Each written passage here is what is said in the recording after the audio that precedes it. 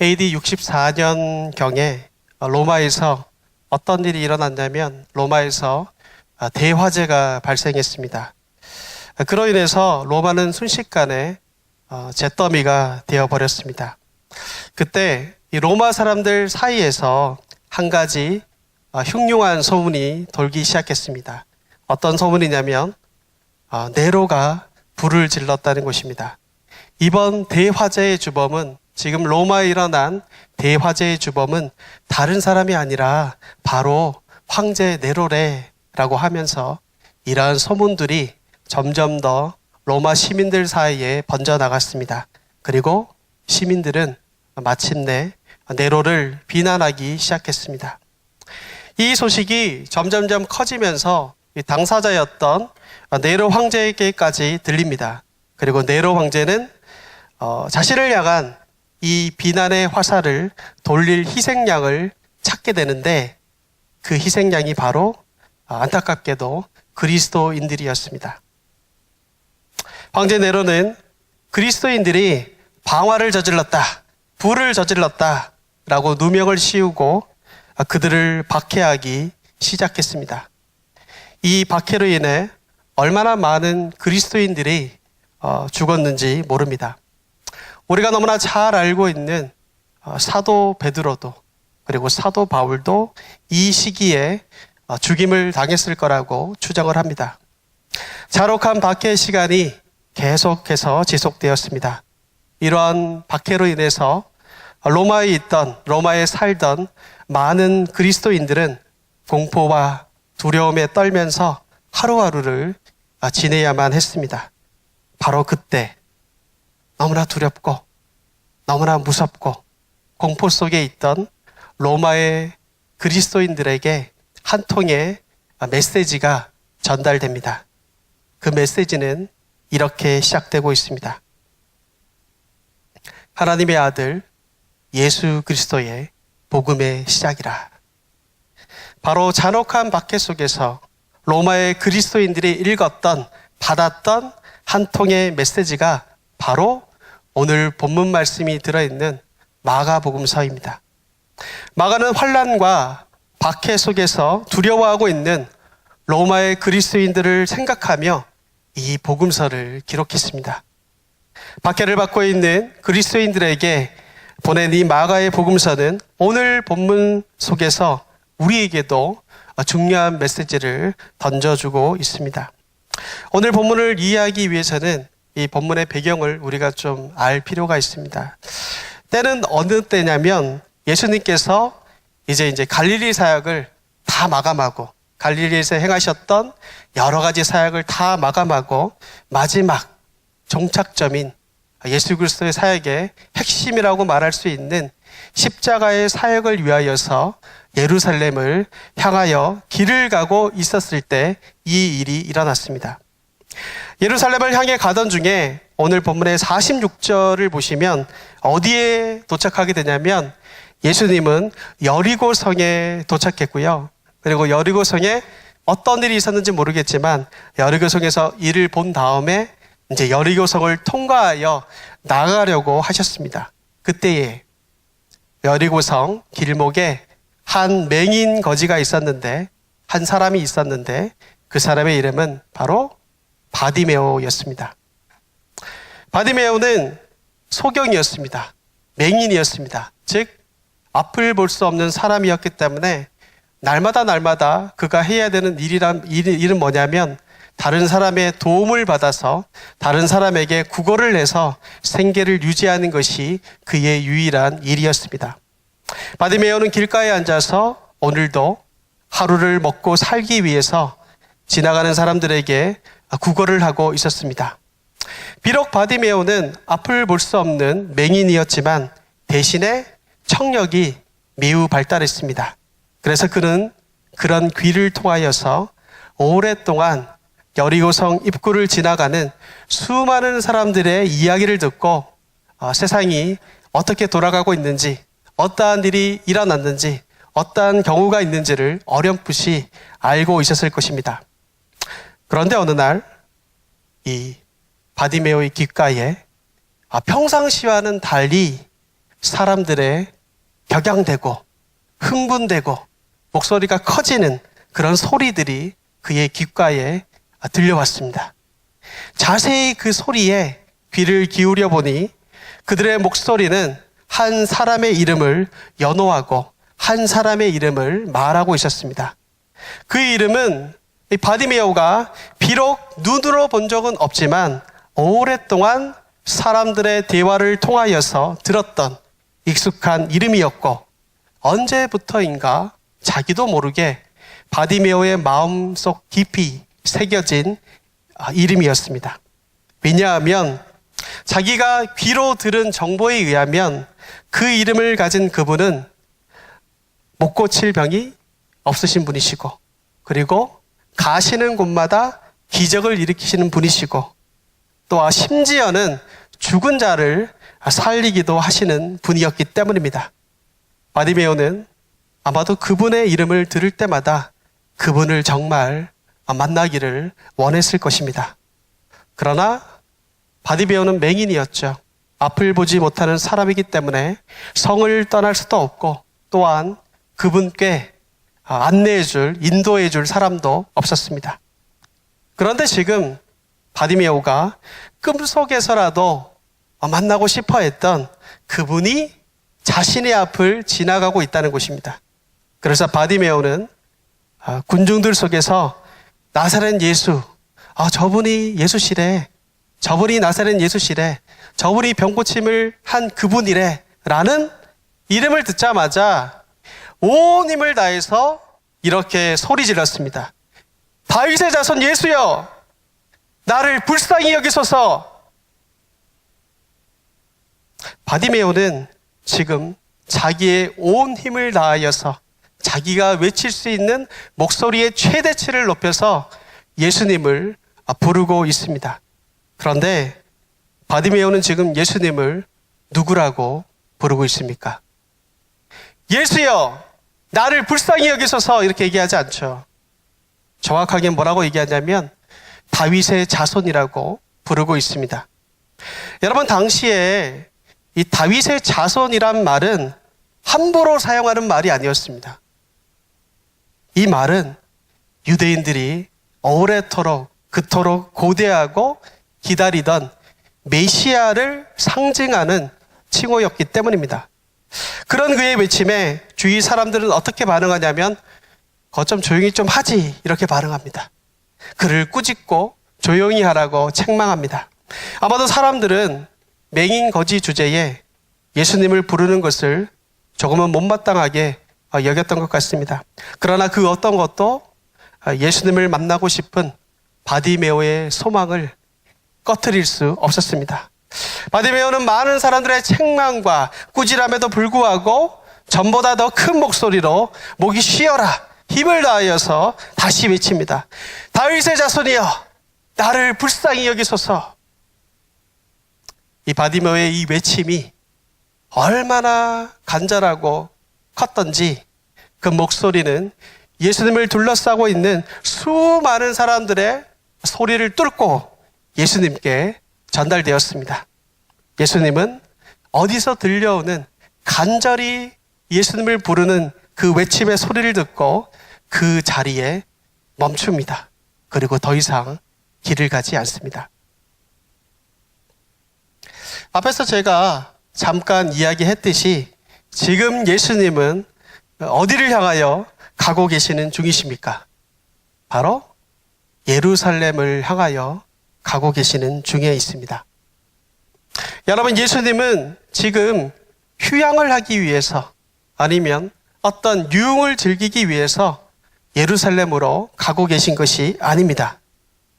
예수님은 지금 예루살렘에서 자신의 핵심적인 구원 사역, 십자가의 사역을 이루시기 위해서 단호한 마음과 단호한 결심을 하고 예루살렘으로 가시던 중이었습니다.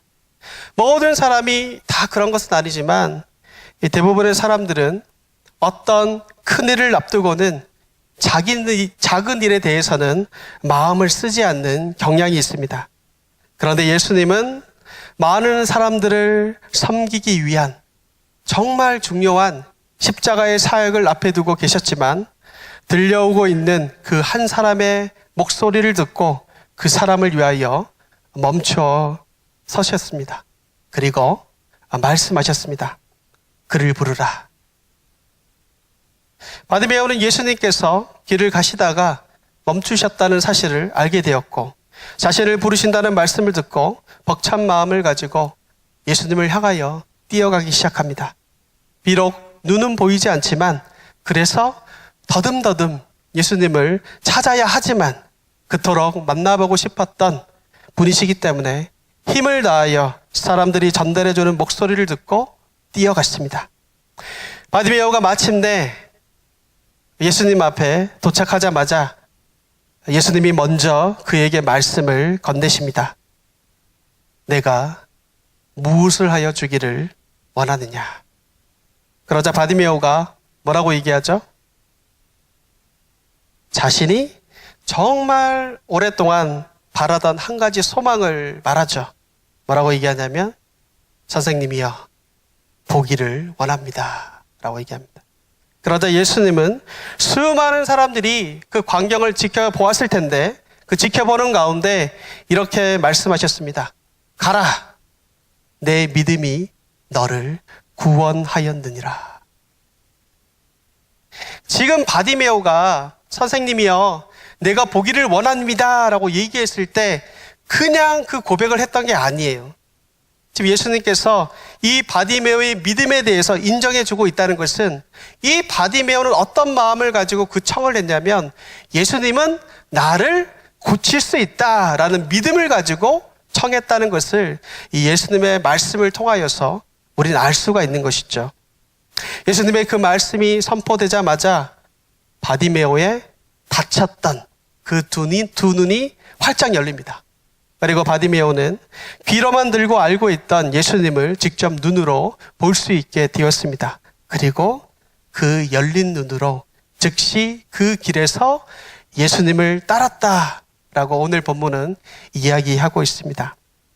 오늘 본문은요, 우리가 잘 아는 것처럼 맹인거지였던 한 사람의 이야기를 말하고 있는데 그 사람의 이름은 바로 바디메오입니다. 바디메오의 치유 사건을 다루고 있습니다. 사실 우리가 너무나 잘 아는 말씀이기도 하고 이 바디메오의 이 스토리만으로도 우리는 참 많은 은혜를 받습니다. 그러나 그것만이 오늘 본문이 말하고 있는 메시지의 전부는 아닙니다. 오늘 바디메오가 지금 예수님의 은혜로 눈을 뜬 사건의 진정한 의미를 찾기 위해선 이 말씀만 보아서는 안 됩니다. 마가복음 10장 전체에 나타난 다른 사건들과 이 바디메오의 이야기를 비교해서 우리는 살펴볼 필요가 있습니다. 여러분 성경이 있으시면요, 성경을 한번 펼쳐보시겠어요? 성경을 펼쳐가지고 마가복음 10장을 한번 찾아보시기 바랍니다. 성경을 펼쳐서 마가복음 10장을 보시면 이제 몇 부류의 사람들이 등장을 하고 있거든요. 마가복음 10장 1절부터 마가복음 10장 1절부터 12절을 보면 여러분 누가 등장하고 있습니까? 복음서에 굉장히 많이 등장하는 부류들인데 바로 바리새인들이 등장하고 있습니다. 10장에 가장 먼저 등장하는 사람들은 바리새인들입니다. 바리새인들은요, 이 복음서를 보면 예수님을 시험하기 위해서 자주 나타나는 사람들이죠. 근데 이 마가복음 10장에서도 예수님을 시험하기 위해서 이들이 왔는데 예수님을 시험하기 위해서 어떤 문제를 가지고 오냐면 이혼의 문제를 가져옵니다. 이혼의 문제를 가져와서 예수님을 곤란하게 만들기 위해서 예수님 앞에 나와왔습니다. 여러분 우리가 아는 것처럼 바리새인들은 율법에 아주 정통한 사람들입니다. 율법을 철저하게 지키고 하나님의 말씀을 우리는 완전하게 지킬 것이다 라고 다짐하며 그렇게 살아가는 사람들이 바로 바리새인들입니다. 즉 한마디로 말하면 하나님 말씀을 가장 가까이 두고 사는 사람들이 바리새인들일 것입니다. 그러나 안타까운 것은 결론적으로 예수님께 그들의 믿음을 인정받지 못합니다. 반면에 맹인거지 바디메오는 어떠합니까? 그는 신체적인 한계가 있기 때문에 볼 수 없다는 것 때문에 율법에 대하여서 공부를 할 수도 없고 율법에 대하여서 무지할 수밖에 없는 사람이었습니다. 그러나 바리새인들과 달리 어떠합니까? 예수님으로부터 믿음을 인정받았다는 거예요. 그리고 그 뒤를 위해서 마가복음 10장 17절부터 31절 한번 보시겠어요? 17절에 보면 한 사람이 또 등장을 해요. 누가 등장하냐면 부자 청년이 등장합니다. 재물을 많이 가지고 있는 어떤 청년이 등장하는데 예수님을 찾아왔죠. 이 부자 청년은 예수님을 만나고 예수님으로부터 말씀도 들었습니다. 그러나 그는 결론적으로 말씀드리면 자신이 가진 많은 재물 때문에 예수님을 따르지 못합니다. 결론적으로 그 부자 청년도 예수님으로부터 믿음을 인정받지 못한 것입니다. 그러나 바디메오는 어떠합니까? 자신의 전부를 버리고 즉시 예수님을 따랐습니다. 예수님에게 그의 믿음을 인정받았습니다. 오늘 본문 50절을 다시 한번 보겠습니다. 마가복음 10장 50절을 보시면 이렇게 얘기하죠. 맹인이 겉옷을 내버리고 뛰어 일어나 예수께 나아오거늘이라고 말합니다. 여러분, 예수님께서 바디메오를 부르셨을 때 그는 자신이 가지고 있었던 겉옷을 버렸다라고 성경은 얘기하고 있습니다. 그리고 예수님을 따랐습니다. 여기서 바디메오가 버린 겉옷은 매우 중요한 의미를 가지고 있습니다. 오늘날과는 다르게 당시 유대인들은 겉옷을 아주 중요한 용도로 사용했습니다. 먼저는 오늘날과 동일하게 겉에 있는 가벼운 의복으로 사용을 하기도 하고, 추운 날에는 우리의 체온을 보존할 수 있는, 보호할 수 있는 외투로 사용했습니다. 이게 첫 번째 용도였고요. 그리고 두 번째 용도가 있었는데, 두 번째는 밤에 잘 때에 이불로도 사용하곤 했습니다. 그래서 신명기 24장 12절부터 13절을 보시면 뭐라고 얘기하냐면, 이 율법 가운데 이렇게 얘기합니다. 그가 가난한 자이면 너는 그의 전당물, 이 전당물을 뭘 얘기하냐면 겉옷을 얘기하는 거거든요. 겉옷을 가지고 자지 말고 해질 때에 그 전당물, 그 겉옷을 반드시 그에게 돌려줄 것이다 라고 말합니다. 즉 이것은 해가 지고 잠을 잘 때 가난한 사람들이 비록 전당물로 자신의 겉옷을 빼앗겼다 할지라도 그것을 돌려줌으로 인해서 그 겉옷을 덮어 추위를 피할 수 있도록 하나님께서 배려해 주신 규정이었던 것입니다. 그리고 세 번째, 당시 소경들에게는 이 겉옷이 굉장히 중요한 용도로 하나 더 사용되었습니다. 그게 뭐냐면 당시 소경들은요, 구걸할 때, 누군가에게 도움을 받아야 할 때 자신 앞에 펴놓고 동력을 받는 도구로 사용했습니다. 그렇기 때문에 바디메오 또한 분명 낮에는 겉옷을 자신의 생계를 유지하기 위한 도구로 사용했을 것입니다. 그렇기 때문에 이 바디메오가 이 겉옷을 버렸다는 것은 자신의 생계의 수단을 버렸다는 것이고, 이것은 자신의 전부를 버렸다는 것을, 그 뜻을 담고 있는 것입니다. 부자 청년은 자신이 가지고 있는 너무나 많은 재물 때문에 예수님을 따르지 못했지만, 이 맹인은 자신의 전부인 겉옷을 버리고 예수님을 따랐습니다. 그렇다면 마지막으로 35절부터 45절까지 등장하고 있는 제자들은 어떠합니까? 제자들은 32절부터 34절 말씀을 보시면 예수님의 순환과 죽음에 대하여서 이 세 번째 계시를 받습니다. 그럼에도 불구하고 제자들은 그 의미를 전혀 알지 못합니다. 그래서 그들이 하는 게 뭐냐면, 내가 예수님의 오른편에 앉을 거야, 내가 예수님의 왼편에 앉을 거야, 주의 우편에 앉는 영광과 주의 좌편에 앉는 권세만을 그들은 탐하고 있었습니다. 제자들은 겉으로는 예수님과 같은 길을 걷고 있었지만 속으로는 전혀 다른 길을 걸었던 것입니다. 그러나 사람들의 멸시 속에 살아야 했던 바디메오는 어떠합니까? 그는 제자들과 다르게요, 단 한 번도 예수님을 직접 만난 적이 한 번도 없습니다. 그러나 그는 예수님을 다윗의 자손, 즉 메시아로 인식하고 있었고 자신의 모든 것인 겉옷을 버리고 예수님을 따랐다는 것입니다. 이처럼 마가복음 10장이라는 큰 단락에서 본문이 말하고 있는 중요한 메시지는 무엇일까요?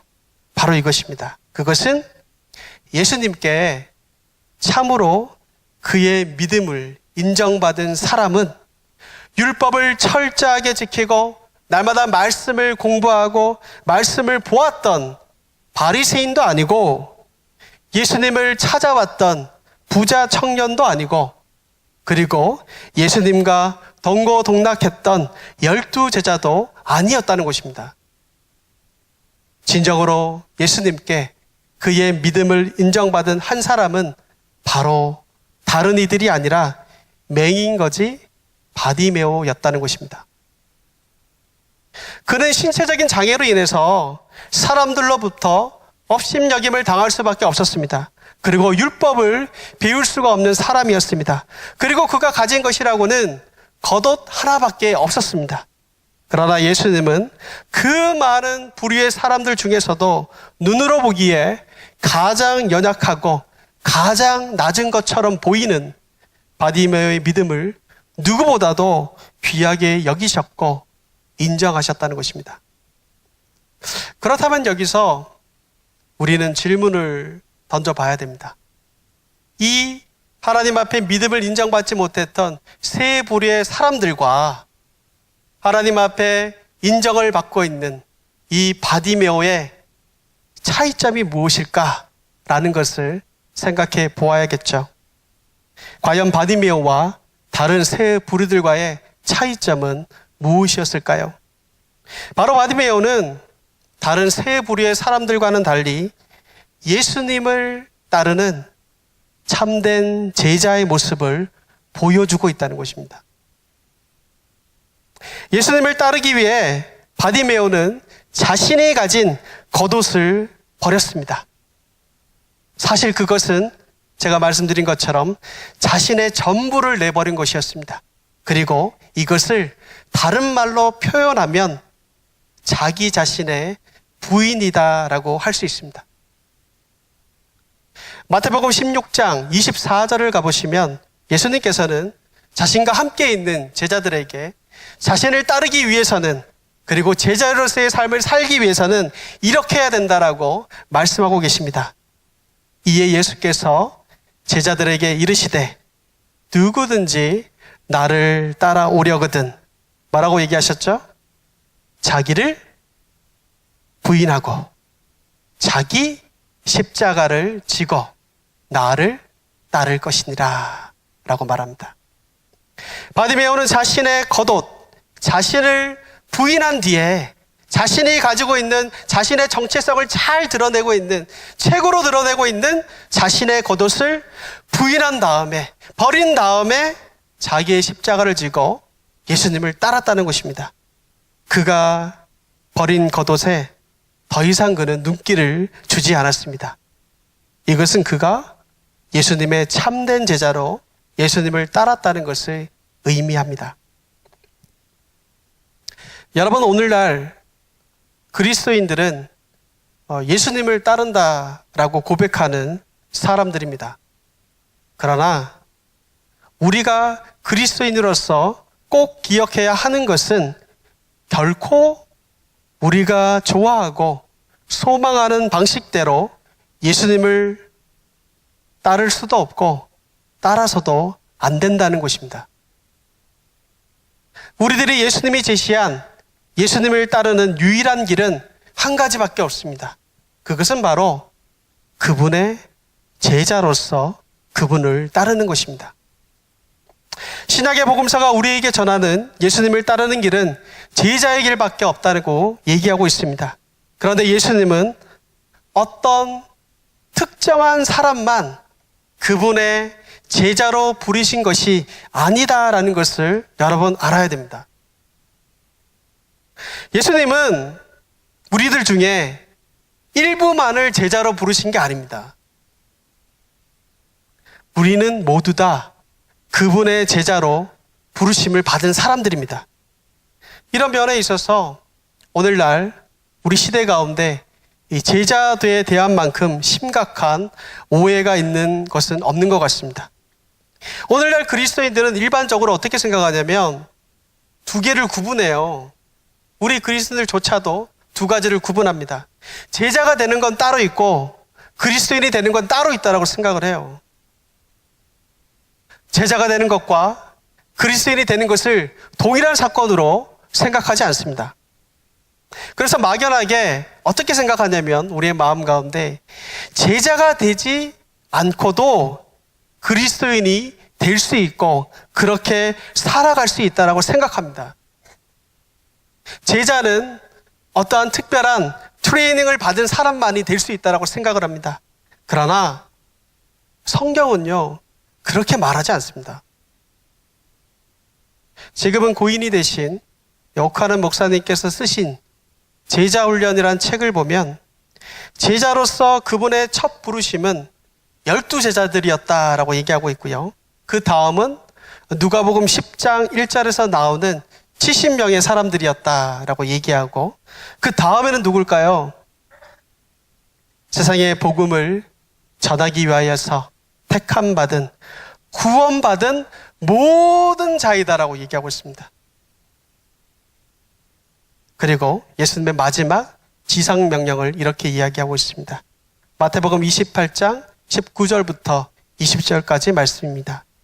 그러므로 너희는 가서 모든 민족을 제자로 삼아 아버지와 아들과 성령의 이름으로 세례를 베풀고 내가 너에게 본반 모든 것을 가르쳐 지키게 하라.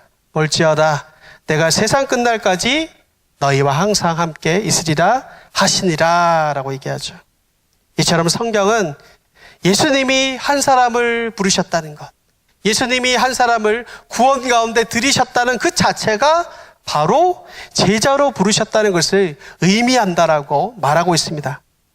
여러분, 단 몇 개월 동안, 단 몇 년 동안 제자 훈련을 받으면 내가 제자가 될 수 있고 그 훈련을 받지 않으면 내가 제자가 될 수 없다. 이게 아니에요. 여러분이 그리스도인으로 하나님의 은혜로 부르심을 받았으면 그 순간 제자가 된 겁니다. 제자로 부름을 받은 겁니다. 제자 훈련을 받지 않았다고 해서 우리가 제자가 아닌 게 아닙니다. 우리는 처음 주님을 만날 때부터 궁극적으로 제자로 부르심을 받은 사람들입니다. 기억해야 합니다. 예수님이 나를 부르셨다는 것은 구원의 길로 우리를 부르셨다는 의미도 가지지만 동시에 제자의 길로도 나를 부르신 것입니다.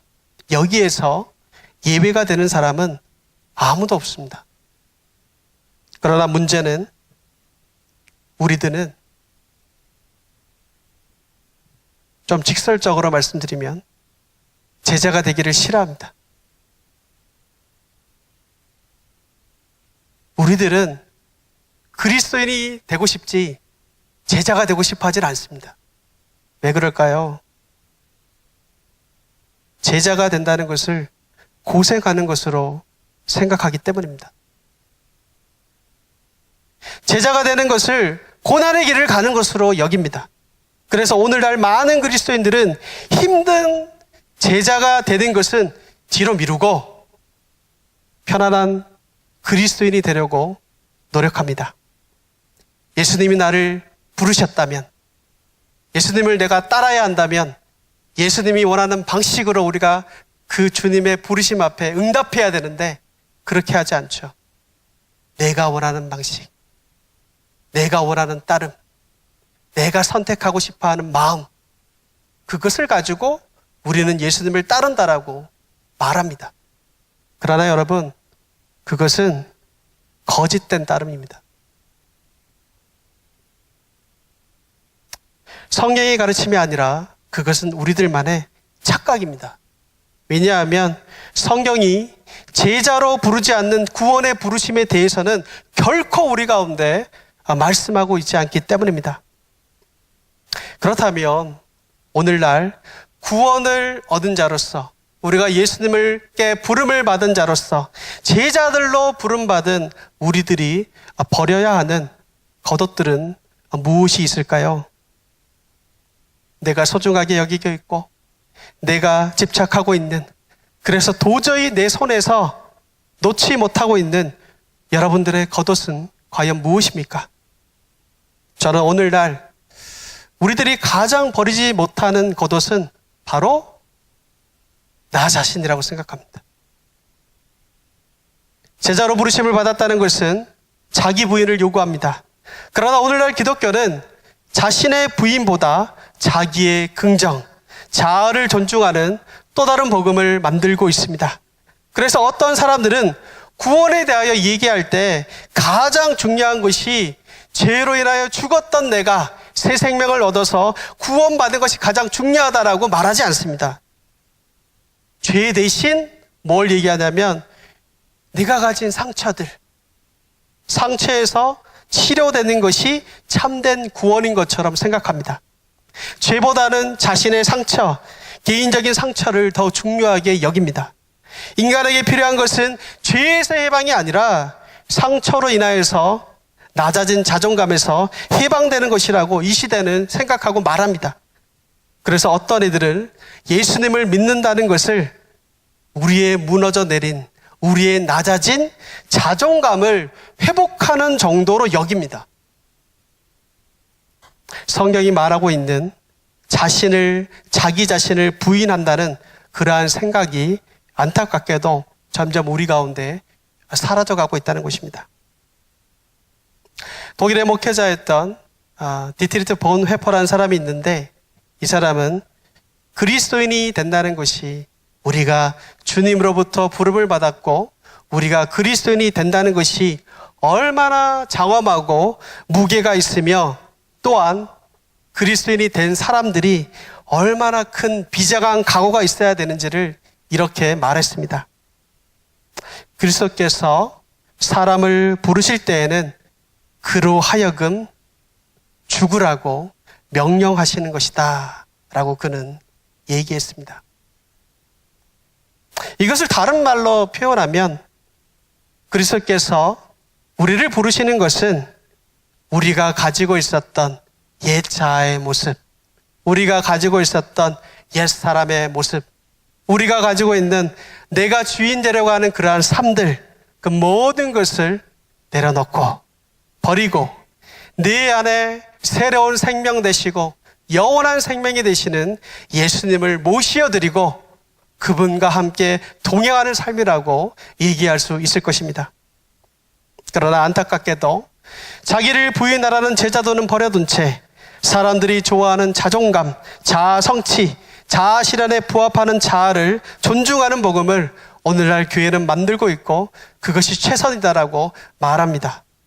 이런 식으로 자아를 존중하는 복음은 기독교 신앙의 큰 기둥까지 바꾸어 버렸고, 더 이상 사람들은 그리스도의 십자가를 보려고 하지 않습니다. 다만 그리스도의 십자가에 넘어 있는 영광과 권세만을 십자가 없이 보고 차지하려고만 하지, 진정한 주님의 제자로서의 삶의 책임은 부인하는 경우가 너무나 많다는 것입니다. 그에 따른 결과로 이제 기독교는 주님을 정말 믿는, 사망에서 생명으로 옮겨버린 그런 위대한 하나님의 역사하심을 나타내는 기독교가 아니라 그냥 사람들을 행복하게 해주는 하나의 도구처럼 돼버렸고, 사람들을 자극하여 그들에게 즐거움을 주는 것으로 전락해버렸습니다. 사람들은 점점 더 자신들을 만족시키고 즐겁게 하기 위한 다양한 프로그램을 찾아가고 있습니다. 제자로서 주님을 따르고 있는 것이 아니라 나를 만족시켜 주고 있는 프로그램을 지금 따르고 있는 것입니다. 그러나 우리들은 모두 다 자기를 부인하고 자기의 십자가를 지고 우리 주님을 따르는 제자로 부르심을 받았다는 것을 기억해야 됩니다. 우리가 주님의 이름으로 구원을 받았다는 것, 예수님의 이름으로 예수님께 부름을 받았다는 게 얼마나 영광스럽고 또한 복된 일이며 또한 동시에 우리 가운데 얼마나 무겁고 얼마나 큰 책임감을 요구하는지를 우리는 배워야 할 것입니다. 이것이 우리가 믿는 신앙이고 우리가 믿는 믿음입니다. 마가복음은 말씀의 서두에서 잠깐 말씀드렸던 것처럼 로마에 있던 이방인 출신의 그리스도인들에게 보내진 복음서로 끔찍한 박해를 겪고 있는 연약한 그리스도인들을 위로하고 격려하기 위하여 쓰여진 책입니다. 그래서 마가복음은 특별히 무엇을 강조하냐면 예수님을 믿는 사람들이 주님이 걸으신 참된 십자가의 길을 따라가는 것이 얼마나 중요한지를, 예수님을 따르는 제자의 삶이 무엇인지를 강조하며 이야기하고 있습니다. 그런데 이 복음서의 기자인 마가는 예수님을 따르는 진정한 제자로서 율법에 능통했던 바리새인이라, 예수님을 찾아봤던 부자 청년이라, 예수님 옆에서 다른 꿈을 꾼 제자들을 내세우지 않았습니다. 오히려 겉으로 보기에는 가장 나약하고 부족해 보이고 초라해 보이는 오늘 본문의 맹인, 거지인 바디메오나, 아니면 이름도 없는 거라사 광인, 혈류증 여인, 그리고 수로보니게 여인 등이 정말 예수님을 따르는 참된 제자였음을 마가는 말하고 있습니다. 네로 왕자의 박해로 인해 공포와 두려움에 떨고 있는 로마에 있던 무명의 그리스도인들에게 우리 주님은 이 마가복음서를 통하여서 말씀하십니다. 너희들처럼 이름도 없고 무력하고 연약한 자들이 믿음으로 예수님께 반응했고 믿음으로 제자의 길을 걸어갔다라고 말합니다. 그러니 로마에 있는 무명의 그리스도인들, 너희들도 지금 두렵고 무섭고 힘들지만 믿음으로 우리 주님만 붙잡고 제자의 길을 걸어가라라고 위로하고 격려하고 있는 것입니다. 잔혹한 박해의 위험 속에서도 로마의 그리스도인들에게 자기를 부인하라, 자기 십자가를 지라, 우리 주님을 따라야 한다라고 가르치고 또 가르치고 있는 것입니다.